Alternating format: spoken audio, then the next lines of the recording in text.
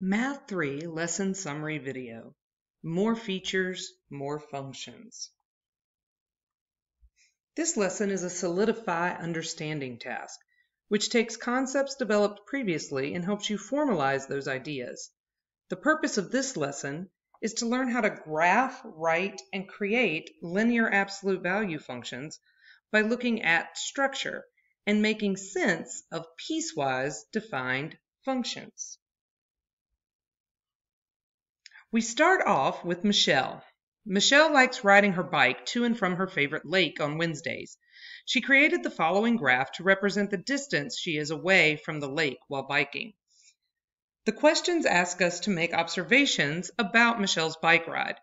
There are lots of observations that you can make about her bike ride. Some of the features that you want to capture or notice are that she is traveling at a constant rate. It's a straight line. The rate that she's traveling to the lake and the rate that she's traveling from the lake happen to be the same rate. They're the same slope. However, they're opposites of each other because one is going to and one is coming from. I can also notice that if we're measuring by blocks that she is away, she's about 6 blocks or 6 miles or 6, whatever they happen to be measuring in. It says blocks from the lake. And we also noticed that it took her 3 minutes to get there and 3 minutes to get back. If we were to write a piecewise function for this situation, yesterday we discussed that piecewise functions have a certain format. So we know that we would want it to be f of x, and that would be equal to, and then we would have to use our brackets. And then we would need one equation for this piece, and we would need one equation for this piece. So if we think about that point-slope form, it did ask us to use point-slope form. So if we're using point-slope form, this first one has a slope of down 2, right 1. So it has a slope of -2. It has been shifted from 0, 0 to the right 3 and up 0.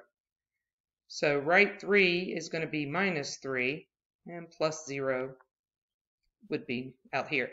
If you don't want to write the plus 0, that absolutely makes sense. Also, don't forget that we have to give it an interval. You may use interval notation. You may use inequality notation. It does not matter which. She started at 0 and then this piece ended at 3. So it does look like it included 0. I don't see an open circle. So I included 0 and then I ended up down here at 3. Now for the second piece, it has a slope of up 2 over 1. So that looks like it's going to be a slope of +2.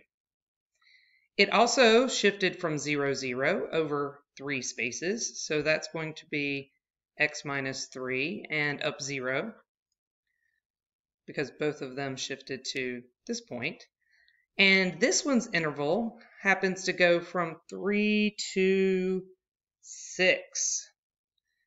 So when I do 3, I'm not including 3 on this one because I included 3 on this one. We just want to make sure we don't have overlapping. And then I included the 6 because it does not have an open circle there. So I included the 6. This particular piecewise function is called a linear absolute value function. Linear, straight lines. What are some of the traits that we notice about it? Again, lots of traits that you may notice. Things about linear absolute value functions. They are symmetric. You can fold them. They have a line of symmetry that goes right through the vertex. It does have constant rates of change, just opposite rates of change on either side of the line of symmetry. But this one was -2 and this one was +2. And it is a straight line, so it is a constant rate of change. And they do have a sharp vertex. It is not curved.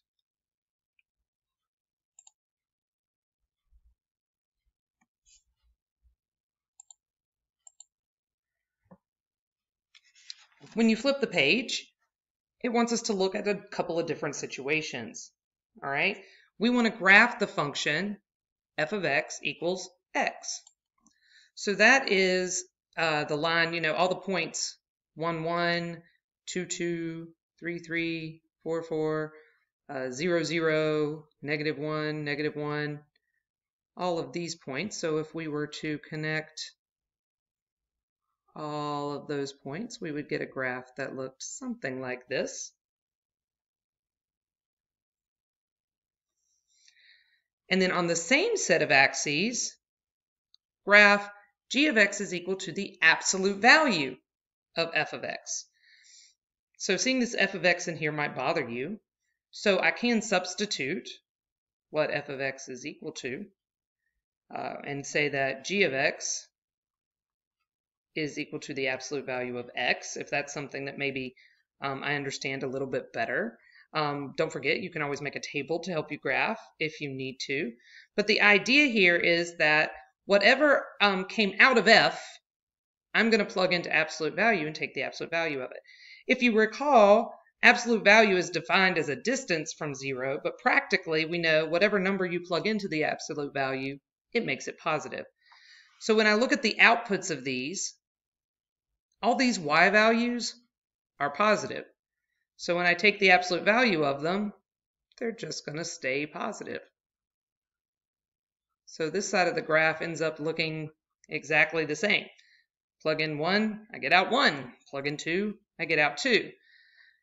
Over here is a slightly different story, because if I plug in negative 1, when I take the absolute value of it, I'm going to get positive 1. And if I plug in negative 2, I'm going to get positive 2. Negative 3, I'm going to get positive 3. So I'm actually going to get on this side of the graph,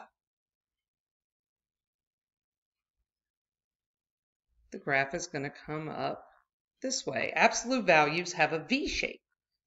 The reason why, the next question asks us, piecewise function, or to explain what happened graphically.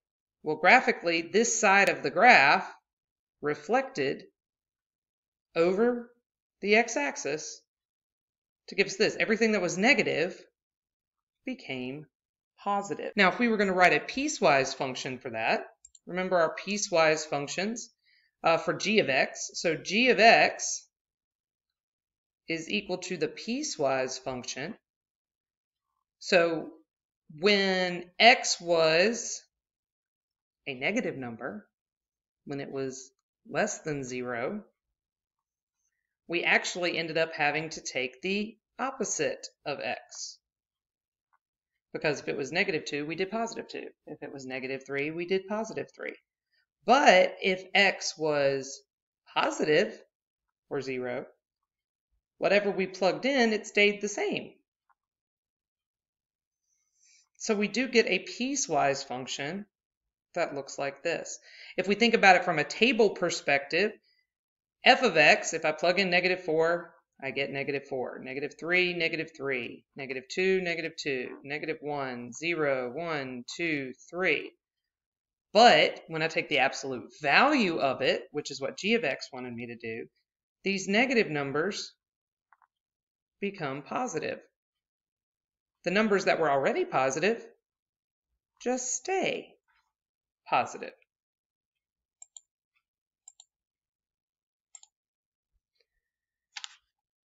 On this graph is another example of an absolute value function. The equation of this function can be written two ways. We can write it as an absolute value function, f of x equals the absolute value of x plus 3, or as a piecewise function, negative x plus 3 when x is less than negative 3, and positive x plus 3 when x is greater than or equal to negative 3. How do these two equations relate to one another? Well, things that I notice is that as far as transformations go, all of them have transformed the same way. We added 3 on the inside, which means that we shifted to the left. We shifted to the left 3 spaces. Shifted to the left, shifted to the left. This is point slope. I did notice that they wrote this in point slope form. I notice that the vertex of the absolute value, that's what transformed to the left 3 spaces, is also the point that they used in the point-slope form. So the point that we use in the point-slope form is the point that is the vertex of the absolute value. I also notice that the point that's used as our interval, as our line of symmetry, the line that's cutting the graph in half, so I have the interval that is less than -3 and the interval that is greater than -3, also happens to be the x value of the vertex. So the vertex is what we use in the point-slope form.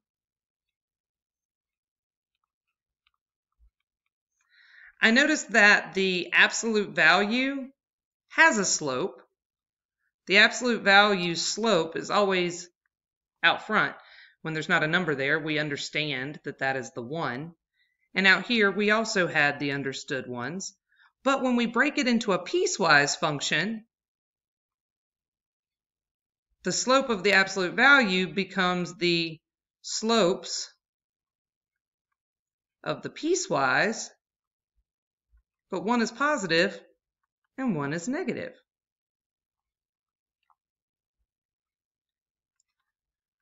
One is positive and one is negative.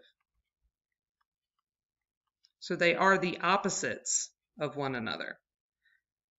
So those are some connections that we notice.